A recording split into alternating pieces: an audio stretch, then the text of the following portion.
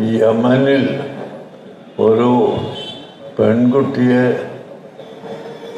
തൂക്കിക്കൊല്ലാൻ തീരുമാനിച്ചപ്പോൾ നമുക്ക് ഒന്നും ചെയ്യാൻ സാധിക്കുകയില്ലെങ്കിലും അവിടുത്തെ പണ്ഡിതന്മാരുമായി ബന്ധപ്പെട്ട് ഇസ്ലാമിൽ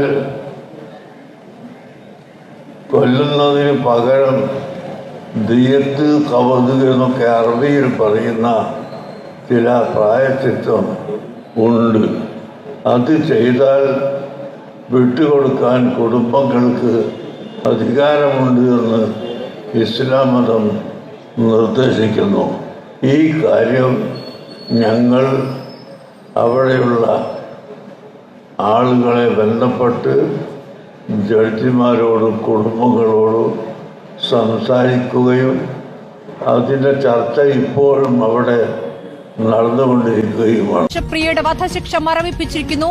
ആശ്വാസകരമായ വാർത്ത. ഇത് സംബന്ധിച്ച സൂചനകൾ ആദ്യം തന്നെ റിപ്പോർട്ടറാണ് നൽകിയിരുന്നത്.